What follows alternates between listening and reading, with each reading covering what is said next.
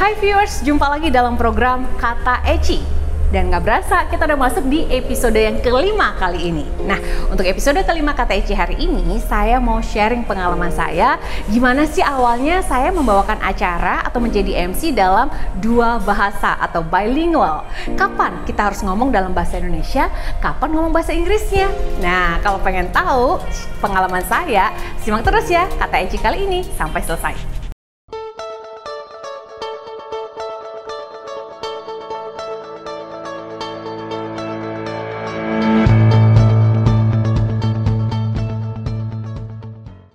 Pertanyaan yang paling sering ditanyakan ke saya nih ya, ketika saya usai membawakan acara international event kayak semacam gitu yang mengharuskan saya bicara dalam dua bahasa atau full in English gitu ya. Pertanyaannya adalah, Kak Eci dulu lulusan sastra Inggris ya? Atau pertanyaan lain adalah, Kak Eci dulu kuliahnya di luar negeri ya? Wah, saya sangat bangga sekaligus tersipu mendengar pertanyaan itu. Kenapa? Ya karena saya lulusannya dari Bali aja gitu ya. Dan saya adalah jebolan dari Fakultas Teknik Sipil Udayana gitu, yang memang jauh banget dari urusan kesastraan sebenarnya gitu kan. Nah, jadi dari mana dong saya bisa belajar bahasa Inggris, bahkan membawakan acara untuk international event terutamanya itu secara lancar gitu ya. Ya, jadi awalnya gini. Dulu ketika saya belum berani membawakan acara dalam bahasa Inggris gitu, ketika ada tawaran atau order datang, yang saya lakukan adalah saya selalu oper tawaran tersebut ke teman saya yang memang lulusan sastra Inggris atau memang kuliahnya di luar negeri kayak begitu ya, sehingga bahasa Inggrisnya cus gitu, karena saya nggak pede. Terus karena saking seringnya datang order semacam itu dan saya selalu tolak, buat saya berpikir kenapa ya ada kesempatan, ada opportunity, tapi selalu saya lempar ke orang lain. Kenapa saya nggak coba aja untuk belajar bahasa Inggris saya perbaiki, kemudian teknik-teknik MC berbahasa Inggris juga saya lebih perdalam lagi, sehingga saya ketika ditawarin nanti pasti akan siap dan percaya diri untuk membawakannya. Nah, itulah yang saya lakukan. Jadi di tahun 2008 lalu, akhirnya saya memutuskan untuk kembali ambil kursus bahasa Inggris gitu loh. Kursus bahasa Inggris yang kita bisa datang sesuka kita, jamnya kita yang tentuin, dan tiap kali saya datang ke tempat kursus tersebut, saya akan langsung berbicara praktek bahasa Inggris dengan satu tutor saya. Jadi satu guru, satu murid ya begitu, dan setiap kali datang itu harus langsung berbicara bahasa Inggris. Jadi kurang lebih selama 2 tahun saya mengikuti kursus tersebut, dan setiap harinya saya dipaksa untuk berbicara bahasa Inggris. Jadi begitu datang langsung aja tutor saya pasti nanyanya, "How are you Eci? How was your day?" gitu. So because he asked me, "How was your day?" I need to think. Saya harus berpikir dong, saya tadi pagi ngapain aja, kemana aja gitu, dan sekaligus otak saya harus mikir grammarnya gimana ya pengucapannya. Nah, ketika saya menjawab dengan mungkin ada yang keliru di grammar dan lain sebagainya, si tutor langsung perbaiki. Otomatis kan saya jadi inget dong, besokannya kalau ditanya lagi dengan pertanyaan yang sama, saya udah bisa langsung memperbaiki kesalahan tersebut. Begitu terus setiap harinya.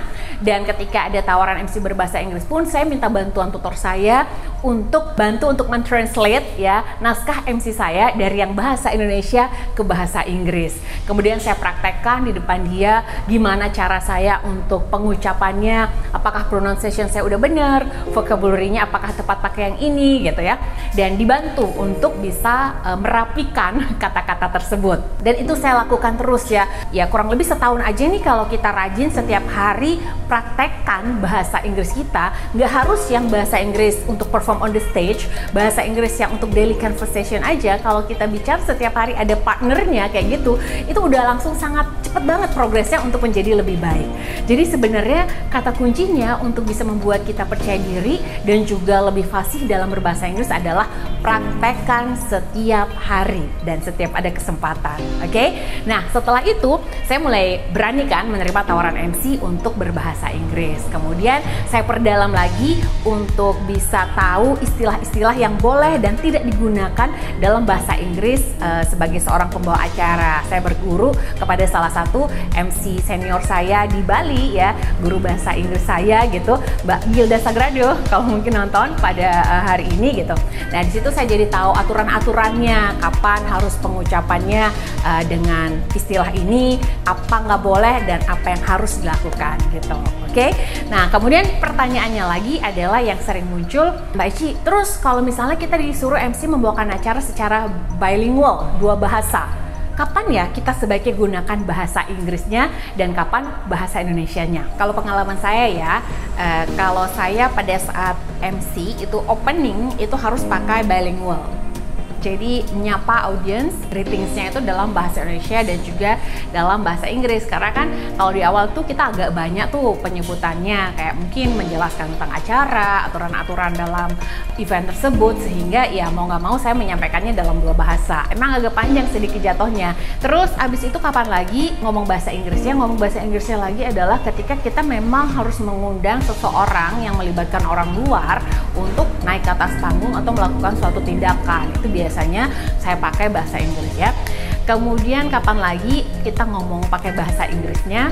Ketika closing. Ketika closing pasti kita harus pakai bilingual juga kan, karena itu menandakan acara berakhir. Selebihnya silakan diatur aja sendiri gitu, tergantung durasi waktu. Apakah kita udah molor banget waktunya atau memang masih ada kecukupan waktu untuk bisa menyampaikan acara itu dalam dua bahasa. Pinter-pinter kita untuk pilah-pilah gitu ya. Terus yang sering menjadi pertanyaan juga adalah ketika kita harus membawakan acara yang bilingual itu dan perlu improvisasi, jadi di luar agenda. Itu yang bikin MC-MC yang mungkin baru coba untuk MC bilingual itu kadang agak panik karena nggak terbiasa kan untuk berbicara bahasa Inggris secara spontan sebelum kita menuliskan naskahnya gitu ya. Saya pun mengalami itu dulu, awalnya panik sih, keringet dingin gitu, karena tiba-tiba panitia minta saya, tolong dong umumkan ini, atau tolong dong minta audiensnya melakukan itu. Nah, kalau misalnya kita nggak mampu untuk mentranslate segera dan langsung berucap gitu, pasti akan perlu waktu dan bilang ke panitia, bentar dulu ya Pak, saya tulis gitu, kan agak malu ya. Tapi ya nggak apa-apa kalau untuk pemula, lama-lama itu akan langsung kok otomatis ketika klien minta kita untuk ngomong sesuatu, pengumuman tambahan di luar naskah yang kita siapkan, itu pasti otomatis kita akan bisa berbicara secara lancar dalam bahasa Inggris karena kita sudah praktekkan setiap harinya. Jadi kuncinya adalah sebenarnya hanya praktek, praktek, dan praktek. So, confidence-nya akan muncul dengan sendirinya. Kayak gitu. Tips aja nih dari saya gitu. Kita siapin aja emergency words, kalimat-kalimat yang sering banget diminta klien untuk kita sampaikan di luar rundown acara yang sudah kita diberikan gitu ya. Misalnya kayak, tolong suruh ya undangan segera masuk, acara mau dimulai, ya kan? Kalau kitanya nggak bisa mengucapkan dalam bahasa Inggris secara langsung, kita kan mesti siapin dulu ya. Nah itu disiapin aja dari rumah ya kan, mengundang audiens di luar untuk segera masuk, menempati tempat duduk yang telah disiapkan dulu, atau mohon dong undangannya supaya duduk di baris depan terlebih dahulu. Itu biasanya hal-hal yang ada di luar skrip MC yang udah kita buat. Terus kemudian misalnya pada saat mau cafe break gitu kan, kasih tahu berapa lama durasi waktunya, suruh mereka kembali tepat waktu. Nah yang macam-macam kayak begitu tuh yang biasanya kita alami ketika kita menjadi MC suatu acara tapi nggak masuk dalam rundown acara. Kalau saya nyebutnya adalah emergency words, jadi siapkan saja. Jadi kalau misalnya disuruh sama klien kan kita tinggal lihat aja ya kan skrip yang udah kita buat tersebut. Tapi kalau lama-lama nih udah saking seringnya membawakan acara itu, pasti kita nggak perlu lihat skrip lagi, langsung aja keluar gitu dari mulut kita spontan tanpa harus melihat lagi apa yang sudah kita tulis. Dan kita akan jauh lebih percaya diri ketika kita semakin sering melakukannya. Ya memang awal-awal pasti nggak akan sempurna, ada aja kesalahan-kesalahan ketika kita menyebutkan atau mengucapkan kata berbahasa Inggris tersebut atau kalimat berbahasa Inggris tersebut karena mulut kita belum terbiasa. Tapi lama-lama pasti akan lebih lancar. Tapi dievaluasi ya, ingat ketika habis satu acara kita bawakan evaluasi. Tadi kesalahannya di part yang mana? Next time ada job lagi, itu kita usahakan untuk lebih kecil lagi koreksinya atau kesalahannya, sampai akhirnya kita dapat menyelesaikan acara tersebut benar-benar perfect gitu, sempurna, dan hati kita juga happy ketika kita membawakan acara. Kita ingat yang sudah kita lakukan tadi, wow, well done for today, I've done very good job misalnya gitu, karena kita zero mistake. So viewers, that's all my sharing experience in delivering MC in Bahasa and English. Semoga apa yang saya sampaikan tadi bisa bermanfaat dan juga bisa menjadi inspirasi ya buat kamu untuk mencoba, untuk mempraktekkan dan berani untuk ambil job ketika disuruh MC dalam bahasa Indonesia ataupun bahasa Inggris gitu.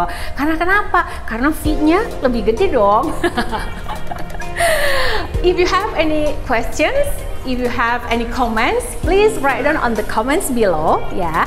Tulis pertanyaan-pertanyaan terkait topik kali ini di komen bawah ini. Atau kalau misalnya ada hal-hal lain yang mau ditanyakan atau diusulkan untuk topik selanjutnya, silakan juga ditulis di komen berikut ini. Oke? Thank you for watching this episode of Kata Eci. Kita akan ketemu lagi dalam episode selanjutnya dengan topik yang mudah-mudahan bisa juga lebih berguna untuk kamu. Terima kasih. Thank you and see you next time.